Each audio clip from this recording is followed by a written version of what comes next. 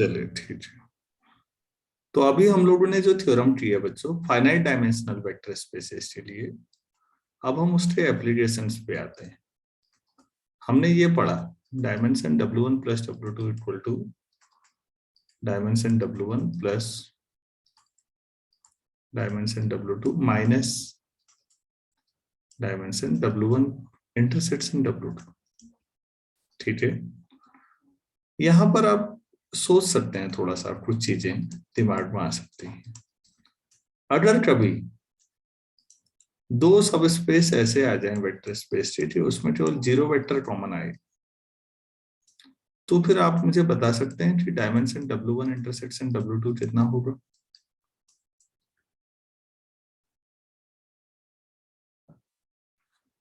दो सब स्पेस हैं, उनके इंटरसेक्शन में केवल जीरो वेक्टर कॉमन आ रहा है बस, तो फिर डायमेंशन कितना होगा? वन। जीरो स्पेस का बेसिस एडजस्ट नहीं करता। क्यों नहीं करता? क्योंकि बेसिस में ही जीरो आ जाएगा, और बेसिस में जीरो हो सकता है क्या? No sir. किसी भी सेट में अगर जीरो वेक्टर आता है तो वो लीनियरली इंडिपेंडेंट रहेगा या डिपेंडेंट? Linearly dependent. डिपेंडेंट रहेगा। हाँ, वो डिपेंडेंट हो जाएगा बिल्कुल। तो बेसिस एडजस्ट नहीं करता, उसका डायमेंशन उसका जीरो मानते हैं। ये काफी अच्छा सवाल है जो कई जगह पूछा जाता है। और उस सिचुएशन में बड़ा बढ़िया हो जाता है फिर, क्योंकि W1 प्लस W2 पूरे सम का डायमेंशन निकालना है, तो अलग अलग निकाल लो भाई। W1 का डायमेंशन प्लस W2 का डायमेंशन, ये पहला पॉइंट। दूसरा, आप ऐसे भी कह सकते हो if V is the direct sum of W1 plus W2। क्या मैंने पढ़ाया है ये direct sum? Yes sir. Yes sir. तो फिर डायमेंशन V कितना हो जाएगा?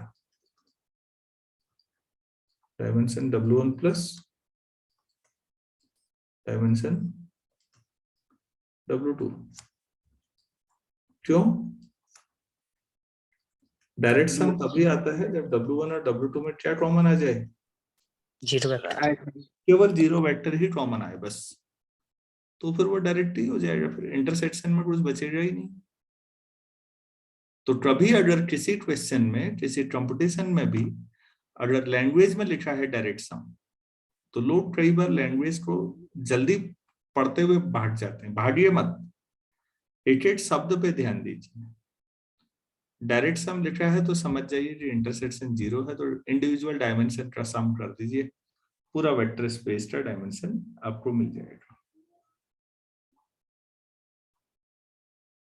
ठीक है, अब एक क्वेश्चन मैं आपको पूछता हूं यहां से डायमेंशन पे।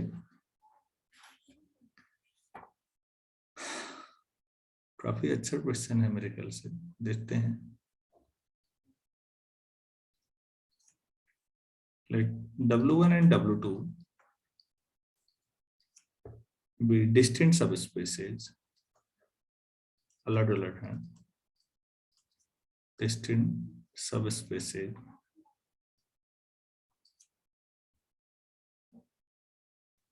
of a finite dimensional vector space VF हमारे पास। Also given dimension of W1 equal to 4, dimension of W2 be 4, and dimension of V equal to 6.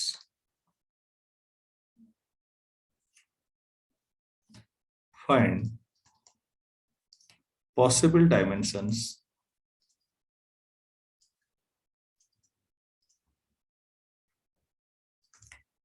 of obviously अब एक ही बचा है, और dimension W1 intersection of this, ये निकालना है। इसको कैसे करें, थोड़ा सोचिएगा।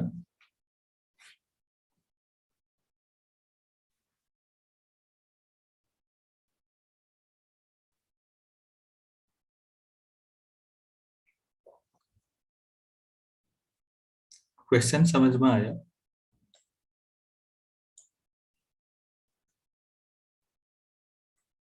Yes, sir.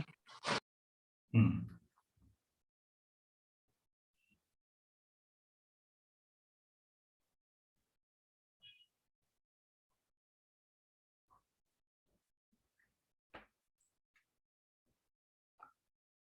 तो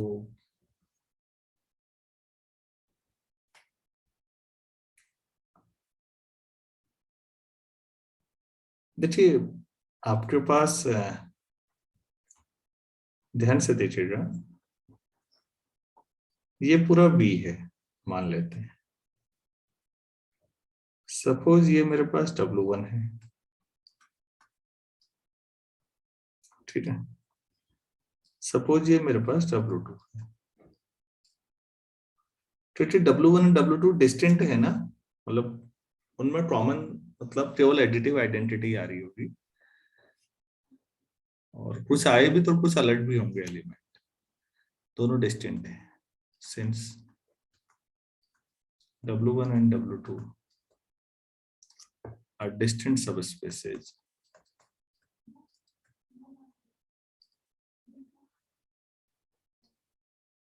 ये है।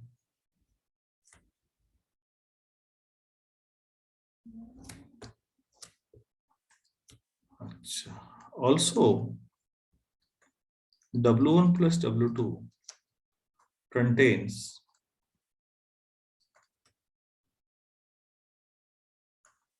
W1 as well as W2, ये है या नहीं?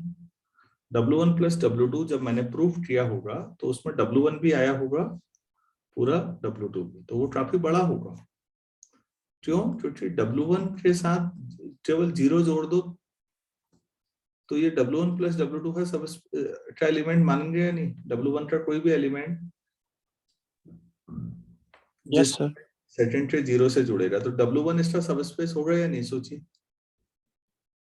Yes, sir. 0 और W2 जोड़ेंगे, ये W2 का कोई भी एलिमेंट W1 के 0 के साथ जुड़ेगा, वो सब इसमें होगा। तो finally W2 is also a subspace of W1 plus W2, मतलब W1 plus W2 के प्रॉपर सबसेट है, W1 भी W2 भी, तो W1 plus W2 काफी बड़ा होने की उम्मीद है, कुछ बड़ा मतलब सोचिए, ठीक है। ऑब्वियसली अगर ऐसा है तो W1 plus W2 contains properly जिनको 1 and W2. And W2। अब ये प्रॉपरली क्यों लिखा मैंने? इसका मतलब है कि dimension of W1 plus W2 Greater than equal to 4 से, क्योंकि W1 का डायमेंशन 4 है, W2 का भी 4 है, तो W1 plus W2 का डायमेंशन अब इससे बड़ा ही होगा। ये प्रॉपर सबसेट है ना? Yes, sir. अब W1 plus W2 भी सबस्पेस है और वेक्टर स्पेस का डायमेंशन है 6, तो W1 plus W2 के लिए क्या गुंजाइश बची? So 5 or 6. As dimension V6 implies dimension for W1 plus W2 equal to 5 और 6, बस दो ही चॉइस है। तो if dimension of W1 plus W2 को 5 माने तो लेफ्ट साइड को लिख सकते हैं dimension W1 plus dimension W2 minus dimension W1 intersection W2 equal to 5। अगर आप ये मान रहे हैं 5, तो ये 4 है, ये भी 4 है, minus dimension of W1 intersection W2 5 equal to 5। तो यहाँ से dimension of W1 intersection W2 कितना आ जाएगा 8 में से 5 3, ये एक केस है। दूसरा सेट्स मान लीजिए, तो क्या आ जाएगा सर 2। 2। तो दूसरा केस आप खुद लिखिए कि अगर इसको आप सेट्स मानते तो पहले क्या क्या काम करना पड़ा उसे समझिए। काफी अच्छा सवाल है, आपको वो थ्योरम आपको बहुत कुछ सिखाती है, तो मेरी नजर में एक अच्छे सवाल में से है। सेकंड पार्ट आपको खुद करिए, अगर ये सेट्स माना जाए तो कैसे करें।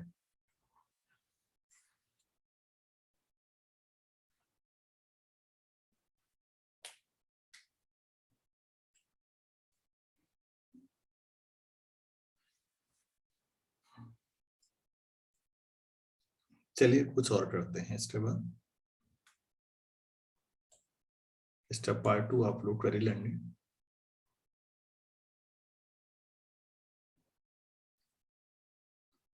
क्वेश्चन है, देखिए बच्चों डायमेंशन तो ठीक है, लेकिन कई बार हम लोग क्वेश्चन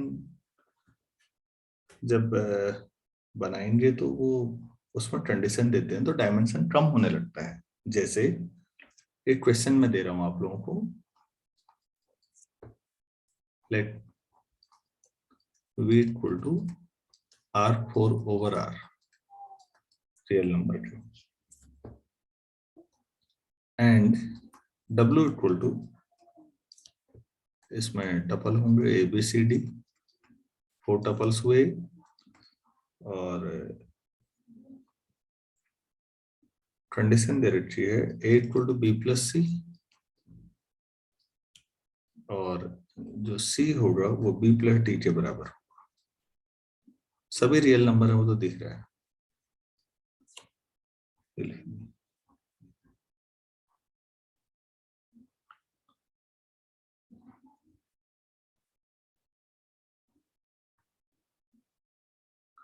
तो डायमेंशन एक्स्ट्रा बताना है W का।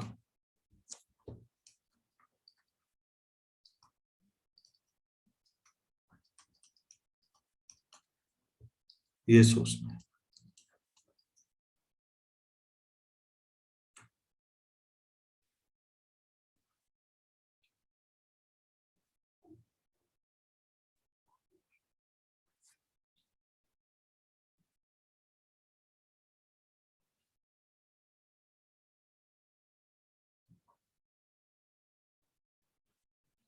टू। कोई एक वेक्टर सोचिए जिसमें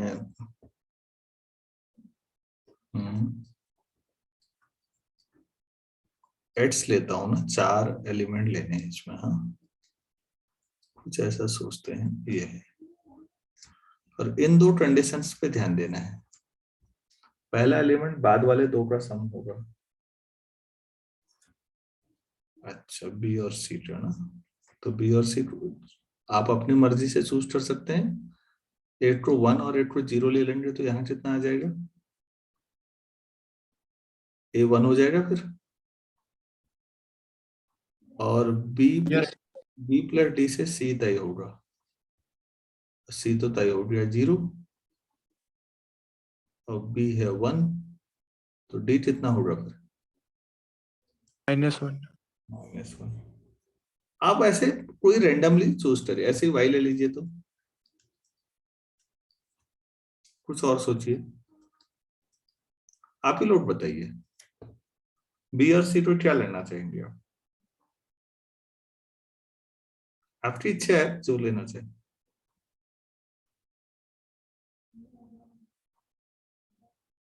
सर इसको सिस्टम ऑफ होमोजीनियस इक्वेशन से भी तो सर वो कर सकते हैं, फिर बाद में सर वाली थ्योरम लगा देंगे कि sir number of sir linearly independent solution वाली टोटल वेरिएबल माइनस रैंक करके सर उससे भी तो हो जाएगा सर ये। हाँ हाँ बिल्कुल, तो फिर दूसरे मेथड के तौर पर बता देंगे, कोई बात नहीं। एक बार अब इसको आप कर रहे हैं तो कर देते हैं, मैं वैसे भी कर देता हूँ। लीनियर वो होमोजेनियस इक्वेशन भी मैंने करा रखा है, पीछे आप देखिएगा। मैं तो रैंडमली चूज करवाने को कह रहा हूँ, कोई अगर आप करना चाहें, कोई भी स्टूडेंट प्लीज। 1 0 1। हाँ सर 1011 10 तो ले रखा है, आप कुछ और सोचो ना, बी और सी में सोचो आप, 0 0 ही ले लो। नहीं यार, ये भी 0 हो जाएगा फिर, तो ये भी 0 हो जाएगा, तो फिर ये भी 0 हो जाएगा ना फिर।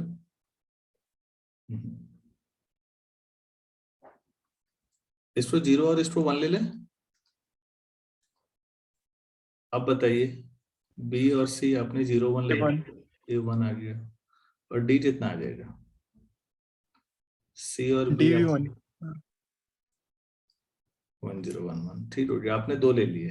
क्या लीनियरली इंडिपेंडेंट है? Lambda X plus mu times Y equal to 0 करके देखता हूं मैं। तो lambda times 1 1 0 -1 plus mu times 1 0 1 1 equal to 0।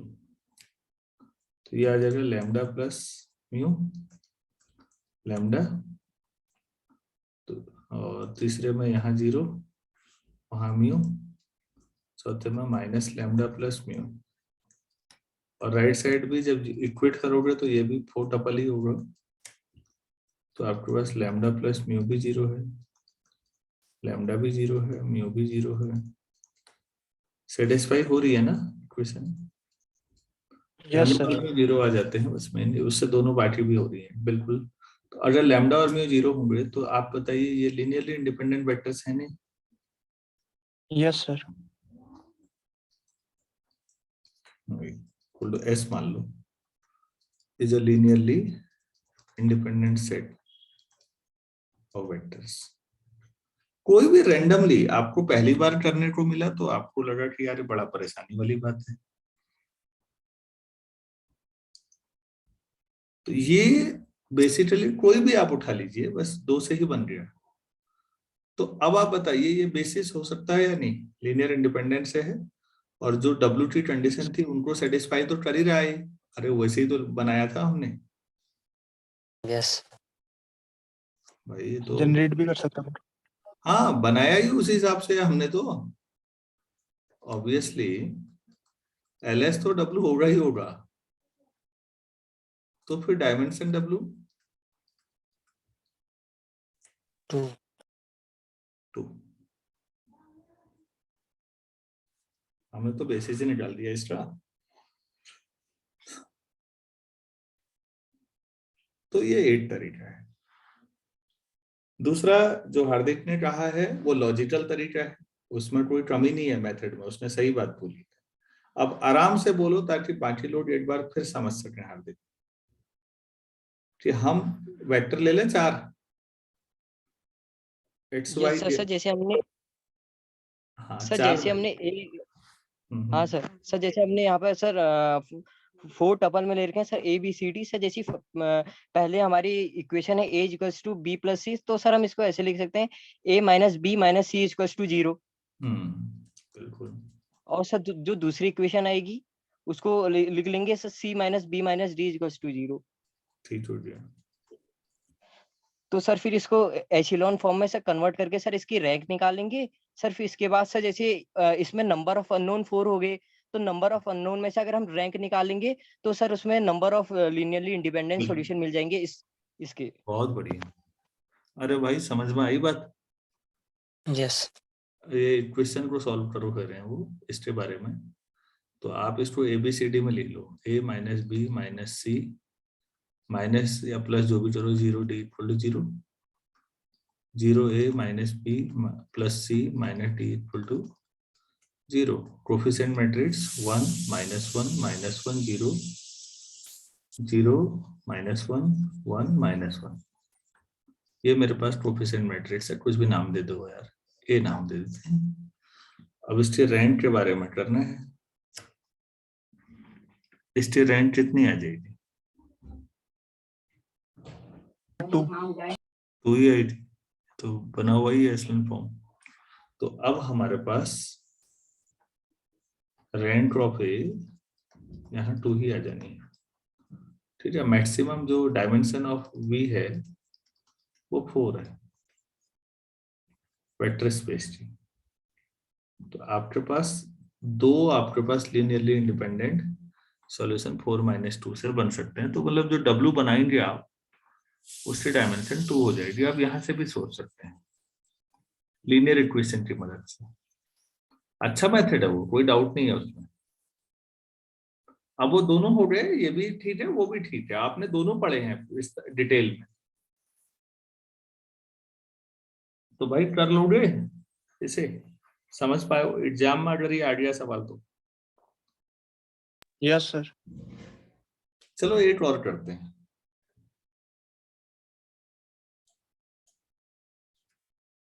एक और सवाल, थोड़ा उस पर फोकस करें। ये कैटेगरी काफी इंपॉर्टेंट है, इस पे फोकस करना जरूरी है। इस थ्योरम का जो एप्लीकेशंस हैं आपको जेएम में भी नेट में भी, यहाँ से एक सवाल नॉर्मली एक कुछ ना कुछ पूछ लिया जाता है। अच्छा लेट W1 हमारे पास x/y0 such that x और y रियल नंबर है, and W2 equal to 0 yz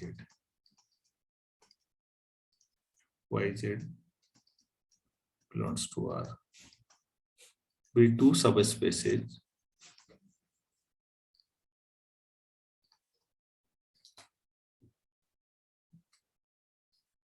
of a vector space। हमारे पास W1 में तीसरा कोऑर्डिनेट 0 है ना? Yes sir. तो ये 3D के हिसाब से सोचेंगे बच्चों, ये XY प्लेन जैसी स्थिति हो गई। अच्छा W2 YZ है, तो इसको हम R3R कर लेते हैं। Find dimension of W1 plus W2।